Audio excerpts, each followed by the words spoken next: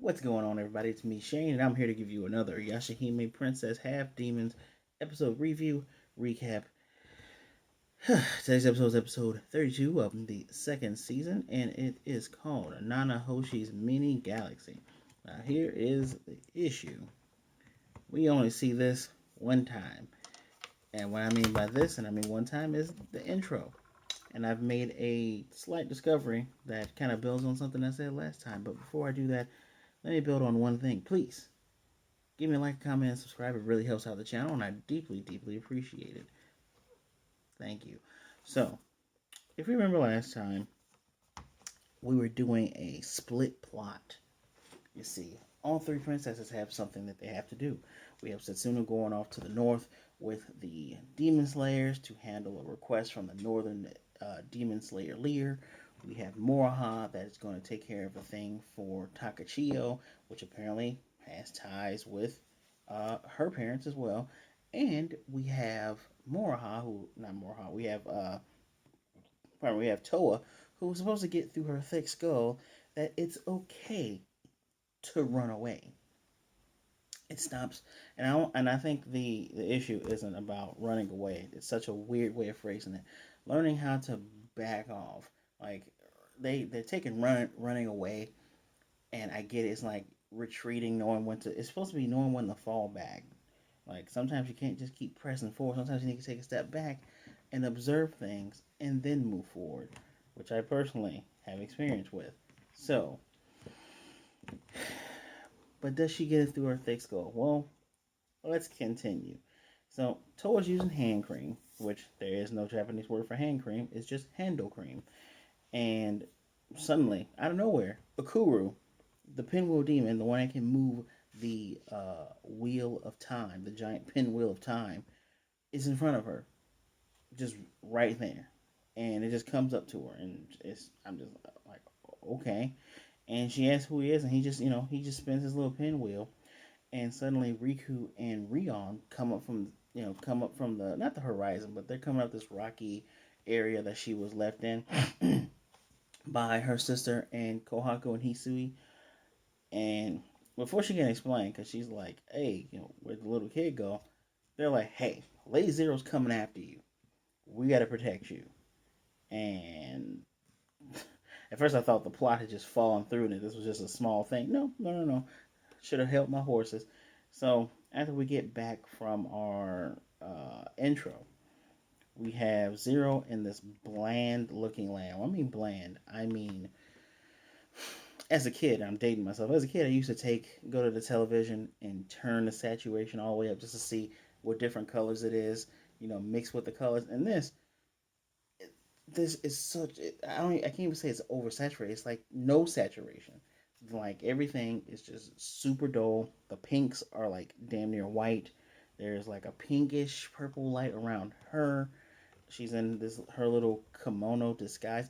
She's really weird because she'll wear this kimono disguise and then whoosh and it's her regular kimono. Is that like a I don't get it. Maybe it's like a transformation for her dumbass. Maybe she thinks it's special. Yeah, I'm gonna be saying some stuff like that because I'm kind of frustrated with some of these characters.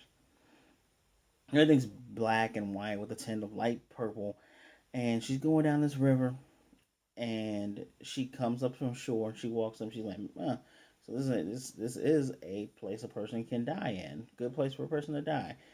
And she comes up to Nanahoshi, the guy who's the name of the episode. And he's like, I can read the stars and make your dreams come, make your desires come true. And she says, oh, and what do you want in return for my desires? He's like, I want your fear and your sorrow, uh, her pain, sorrow from her heart, because tears and sorrow and anguish of commoners make an exquisite delicacy. I just go ew, because it's, okay, you're one of those creepos, and he is one of those creepos. And his teeth are all black. Blah.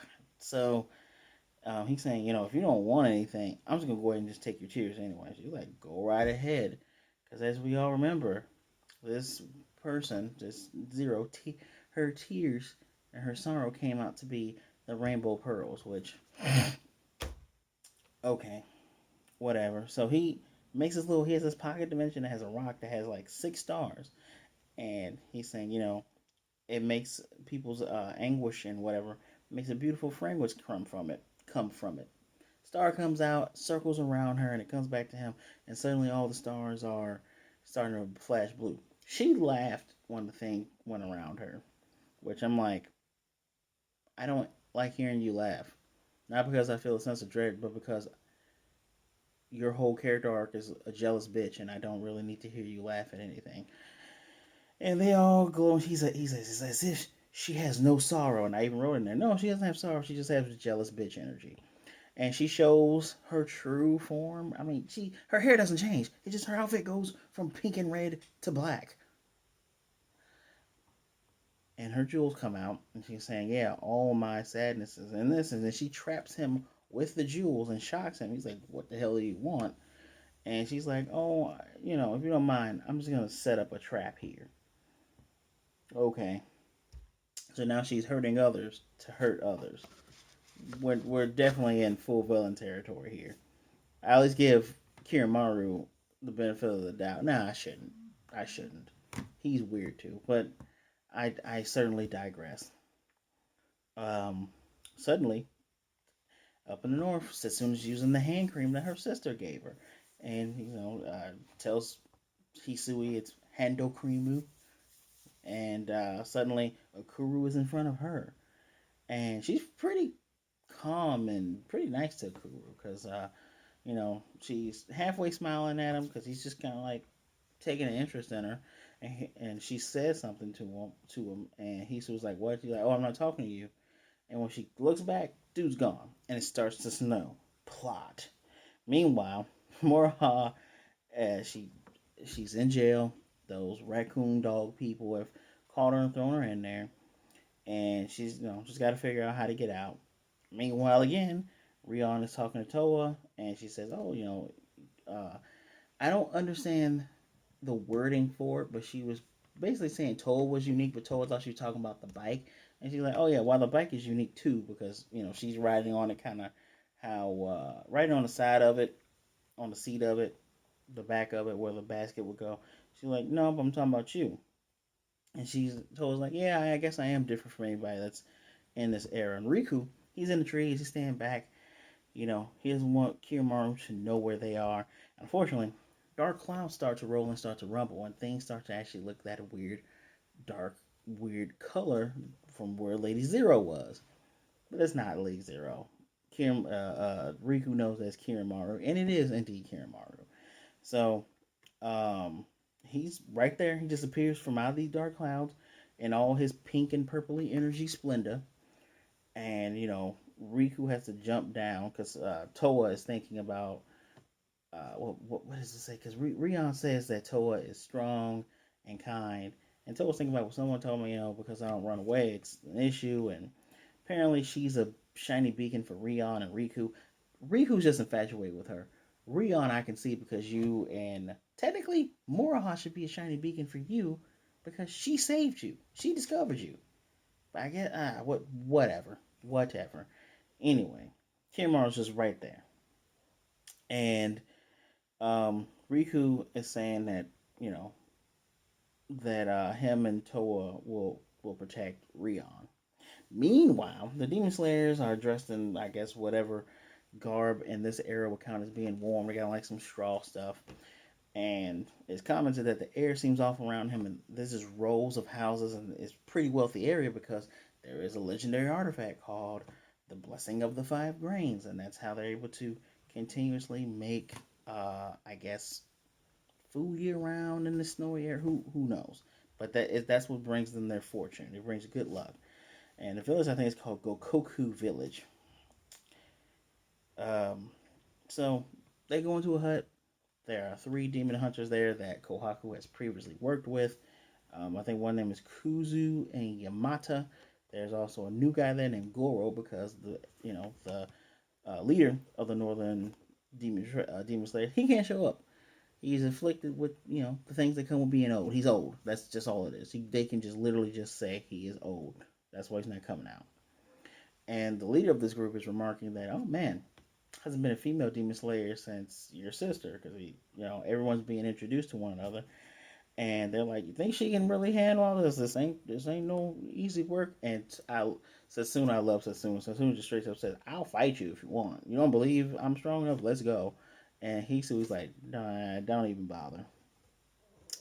So what the issue we are coming across is flame bulls, literally flame bulls. They look like a Pokemon or a Digimon, but they are bulls with flames. They have little straw buckets where their hooves would be. Very interesting design. I won't crap on that, but this is the issue. And I'm thinking to myself, it's kind of weird. Okay, they're running amok, but Kohaku's like, they usually answer to a local deity. And I'm like, there we go. Because it seems kind of weird that they would just be there just to kill a bunch of stuff when anybody can just go there and kill a bunch of stuff. But apparently their master is telling them to go nuts and to burn down houses. Well, one shows up, starts burning the house. Hisui uses that big old boomerang, the Hiratsu whatever Tsukurara. I don't know. I didn't feel like writing it down. It feels like in order to use this thing, you have to say its name when you throw it, and I didn't care enough to write down the name. The bull just knocks it out the way, but maybe this is a translation error. I don't know. I have no clue, but perhaps what it was meant to say was that it just knocked it out of the way, but they said it dodged it. Well, Setsuna does one easy Scourge Swallows, takes this thing, knocks this thing out. And they're all like, oh, she bested it with one move. I guess you're right. She is strong. And I'm like, pick a finger. But she's able to still be her, nice, cute Setsuna self because she picks back up Kirara. Kirara must have known she had it because generally Kirara would transform just to help out, but it's just one bull. Meanwhile, Moraha takes a pocket knife out of her hair. I guess they didn't search her. They took her bow and arrows, but not her sword, or maybe she got her sword, but didn't take the pocket knife, which is not really a pocket knife. It's a Swiss Army knife because it has all these different attachments. Able to easily break out with the lockpick. We go back to Towa, who, she's saying her gut is telling her she needs to run, but she can't for some reason. She's facing Kiramaru, she can't. She got that flute out, and she just can't do it. Oh, it's because you're stupid, Towa. It's because you're stupid. Anyhow, anyway, uh, Moroha is she used the cork opener to make a hole in the ceiling while she looks down on all these raccoon dog idiots. And there's a little lord there named Kinusuke. Looks exactly like Takechiyo, minus the dumb belly armor. Looks exactly like him. Um, Even Moroha says that.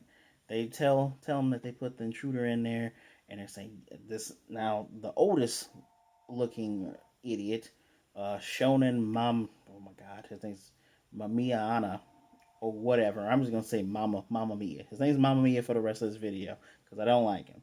He has a little scar on his head, looks all scraggly, and he's saying that's the kid of the priestess that sealed our full moon raccoon dog, and then she's the son of Inuyasha. Put the scar on my head. We hate her. We're gonna get her. We're gonna interrogate her. We're gonna beat her. That's basically what they said. I am taking some loose liberties with this, but then he might as well just have said that because Morehouse was like, all right, so they really do hate me, and Kensuke he reveals himself to be Takechiyo's younger brother. She misses him, but apparently he is supposed to be the felon of this clan who ruined the clan.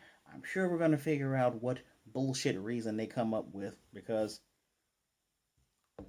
this episode is full of people who are bullshit. And I will explain. You know what? I'll lay them out to you. Old raccoon dog, Mamma Mia. Then we have. I'm gonna say Toa is bullshit. Yeah, I said it. Sorry, Toa fans. And then we have Zero, and then we have the old man that's coming up soon. Don't worry, I'll explain how. So they apparently discover that obviously Moroha has escaped. So she says, "I'm just gonna have to come back for my bow and arrow." So she just got to get the heck out of there. Meanwhile, Kiramaru is talking to his daughter, just like, "Hey, hey daughter, I'm missed you. Yeah, I've longed for a day seeing you too, father. I've thought about it in my dreams, and now here I am." And he's says some pretty profound stuff. He's like, dreams are dreams, reality are reality, but as long as you can walk on the earth with your own 2 feet. I'm like, hmm. But then she calls him out, which I respect the fact that she still calls him father, which Inuyasha, Sesshomaru, your daughters need to. Anyway, she's upset. She's like, this ain't my body. This is just grave soil and spirit stuff pushed together. And he's like, so you despise me? She's like, I'm mad at you for putting that berry up in Mount Masubi. That was literally what was anchoring her to this world. So he's like, you still don't understand. Can't be helped, but I can't allow you to interfere with my dream of traveling beyond space and time. Which I can't tell if traveling beyond space and time means going into the modern era or if it means actually going beyond space and time into the little galaxy world where where Towa and Moroha had fought him. I have no clue what you mean by beyond space and time. At first, they say, Towa said maybe it means where I came from. Maybe that's what it means. Who knows? But you would have to have known that part of you that you threw in the well is now older Mr. Kiramaru, Mr. Kiran. I don't know. Don't know how it works, but maybe we'll get some explanation. I'm not ranting on that. I'm gonna be patient for that part. But he says I'm not gonna let you stop me, even if you are my beloved daughter. She vows. She just straight up, I'm gonna stop you. So he asks if Riku, and Toa are able to actually protect her. And Toa busts out. She does the transformation, has the sword up. And he's like, "You gave her a talisman sword. All right. Well, since it's Zen second, I don't gotta hold back." Takes out his blade. He's ready to go. As soon as he drops to the ground, that purple sheen goes away. He's ready. And Toa's talking about now it's a fair fight. No, it's not, Toa.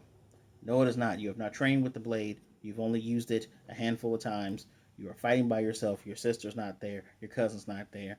This is not a fair fight. You are stupid. Beyond space and time, you're dumb. And at this point, and this is where I'm getting frustrated. So Kiramaru tells Rion, hey, she used to watch him fight. So he's like, hey, come and look at how strong your father's gotten. And she just admonishes him for it, just says that's really shameless. And Riku tells Toa, this is not the time to cross swords. But she's like, nah, I can't back down. No, no.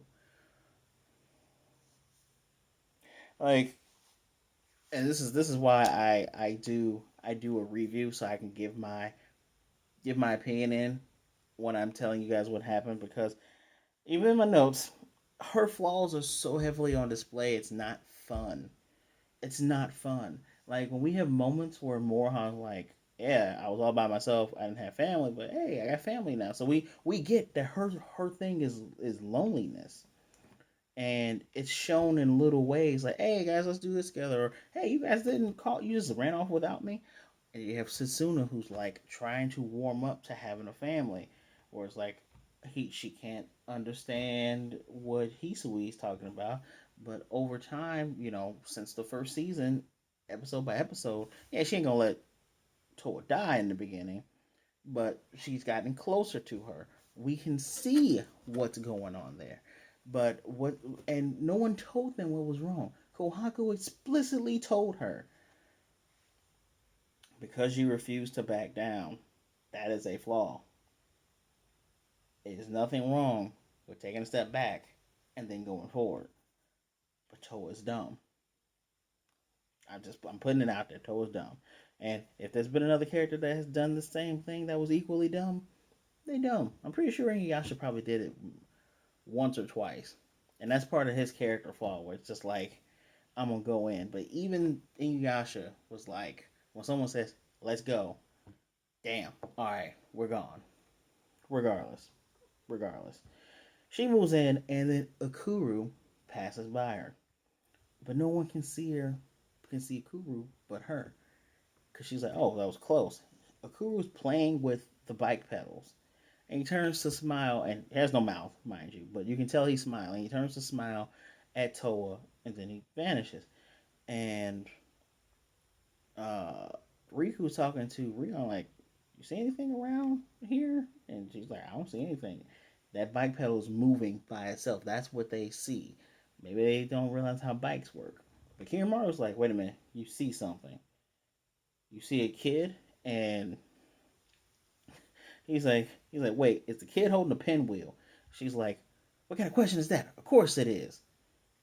And he's like, you really are Shishomaru's daughter. Puts that blade away. You are really dumb to not be able to assess this situation. Especially when Rihu and Rion are just they're this far behind you. That far behind. Not that far behind. So he's like, okay, so you can see this. And Rion's able to pick it up. She's like, Father, the windmill of time does not favor you anymore. Your time is done. And he's like, let's see you try to end it, daughter. Because you know what? She says she believes in the world that comes with Lady Toa. So it's an air of calm and niceness, XYZ. And he's like, all right, this all sounds amusing, but since you're going against your father, it's gonna be a rough road ahead. Purplish pink energy in his hand makes a little tornado, and he's shooting out these energy blasts as he's flying away. And Toa's like, get back here. Riku tries to stop her dumb ass. And in this moment, he gets struck in the face. And she's like, oh, damn. Doesn't matter. He leaves saying, we'll meet again. So Toa's taking responsibility for what happened. Riku's just like, nah, I let my guard down. And he's like, unfortunately, my eyes are injured. He can't see. Good job, Toa. This was this was not an explicit example of what happens when you are so gung ho but refuse to back down. I don't know what's going. Someone needs to say it in like meaner terms, like, "Hey, you're gonna watch your sister die again if you don't do that." Anyhow, the local deity is Mayanaka. We're back in this village, and he's just like, you guys brought shaman, and you brought demon slayers now. He's just like, you people are foolish. So there's an old man in there. I guess he's the village elder. He asked the shaman to bring about the blizzard for prayer. We see, shaman doing his little shaman thing, waving stuff around with the followers praying while he's doing that. His prayers have brought about this blizzard, and blizzard weakens the horns of the flame bulls. Now, one of the jerks that come in to help, because this is one of the dumbest things ever, because why would you ask, okay, if you would do that, why'd you hire us? Could it be that because earlier they told you that the local deity is the reason for this, and a blizzard probably wouldn't stop the local deity? I'm just spitballing here. Anyway, Village Elder says they can't live normal lives like this. I'm pretty sure that guy might die. If anybody dies, the guy that asked that question is probably going to die. Anyway, once the blizzard ends, the bulls are going to attack. That's what was easily comprehended by Kohaku. And Kohaku just says, all right, the village is in a pentagram. So, pentagon shape. So, there's going to be 8 people at each of the openings. They can easily defend the bulls, but the issue is the local deity. Now, dude tells them that the deity is stubborn, and Setsuna asks, why is he attacking the village? Excuse me. And the guy is obviously lying because he has a sweat drop and looks to the side. He goes, who knows? I have no idea. Which I would think Kohaku picked up on it because he kind of stops for a minute. He goes, okay, wasn't the local deity here before called Mahiruma? And he's like, oh, you already know that much. He seems kind of surprised that he knew this. He says, we're going to look at the holy grain thing that you got. That is the other, well, what did I say? Deceitful, lying bastard of the episode. It's obvious this dude's lying. It's obvious that Mayonaka is probably not even really a bad guy. Maybe they had to do something else, but just before I get too far ahead of myself, they get to the grains. They all believe that that's what he's after because the area around it very reminiscent of the first season with the fire guy taking women to be his bride. Everything else is snowy, but around there it's just sunshine and rainbows and greenery. And they're like, yeah, not just him. Any demon, anybody would try to come for this. She's like, hey, please help me. I'll give you rewards, whatever you want. And he said, well, the northern leader already accepted the job, so they're all gonna go off and get ready to defend. So soon ask the question, what would happen if you didn't have this? And the old man says we wouldn't be able to get by. Dude, that my suspicion is I'm gonna guess that Mayonaka is probably the son of the last person, or maybe connected to the last person, and they probably don't even need this thing. They probably only have this for a limited time, and he wants it back for sentimental reasons. That's just my what I wrote down that I assume. But of course, they don't want to give up their rich lives. But we'll find out sooner or later. Again, Toa apologizes that Riku was hurt. She says because of her. Yes, it is your fault. Rion says no, it's her fault because he's defending her. No, it's not your fault. And he says both of you stop it. I messed up. You didn't mess up. You actually didn't. It is literally Toa's fault. It is her fault. But however, now he can't pinpoint the location because he can't see. And he says, don't worry about it. There are times when being able to see can help you, will make you overlook facts. That is like very, very true. Some people believe that seeing is believing. Sometimes just going on that can make you overlook what a situation really is. And I could talk about some local things that have gone on in the news, but I will not. I'm going to just talk about the anime. We are now back with Moroha, who is running, and they're all behind her. I don't know why the eye isn't on to freeze her again. Who knows? But she does her Crimson Dragon Wave, knocking them all back. Mamma Mia, he shows up with the old raccoon dog demon thing rising up behind him like it's his stand or something. And Moroha busts out the rouge. Takechiyo's flying there and said, don't use it. You're going to fall asleep all day if you use it. I won't let that happen. Rouge, look fantastic on you, Moroha. The giant thing does some type of attack. She does reverse Crimson Backlash Wave. I Crimson Backlash Wave. I hate that name. I hate it because only her father should have taught her that. I hope when they get out of there, he goes, by the way, that's not the real Backlash Wave. Whoever taught you that, they're a dumbass. Sorry that your teacher is dead. That's some type of imitation. I'm gonna teach you the realness. You already got her sword, so you don't need to know that technique. You can mix this with your thing. Anyway, her attack mixes with the thing. It comes back, looks cool and everything. Hate the name, hate how she got it, but regardless, it's coming through. The bad guy is laughing. She's surprised. That's where the episode ends. The next time is called Mayonaka the Visitor. Something with the grains and a flashback, severing the fate with Setsuna. One of the people there is a traitor. It's probably the old man. Um, Moroha's asleep.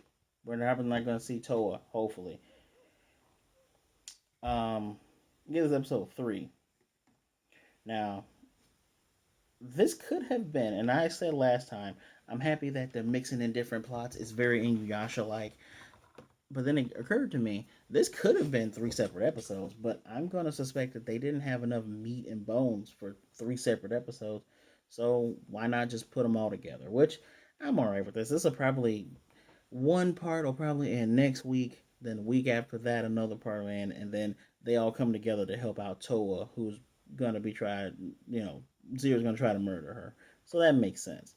Also, at the same time, something that they did last season, they did have separate episodes sometimes, right? Well, now you don't have to worry. You don't have to wonder what each sister is doing because I'm sure there are people who watch anime like that who cannot think beyond what they can see. Riku's words coming back. Just instead of saying, "Oh yeah, that's what she's doing last time," it's just we'll show you what each of them are doing and what's going on. I can appreciate that and then stretching that out. So I have no complaints on that. I also like the underlying plot. I don't. What's gonna bother me is I'm calling it now. It's pretty obvious that Kiramaru can trick Toa into getting a Kuru because Toa is by far the most naive, the stupidest. And when I mean dumb, she was a delinquent in the real world, but she wasn't a cool delinquent like Yusuke Urameshi. She wasn't a noble. Well, she was a noble one like Kuwabara, but she just she's just kind of dumb. And when I mean dumb, like someone tells you what you can do to succeed, and she refuses to do it. she's gonna end up screwing over the world. I'm. You heard it here first. Episode 32 review. It'll probably be Towa's fault. She's gonna Star Lord this, and if you don't know what that means, go watch Infinity War. Anyway, guys, it's 3 out of 5. It's the if anything, I could give it 3.5, but it's nowhere near close to a 4. It's kind of average just because of some of the mistakes made, but I still enjoyed it.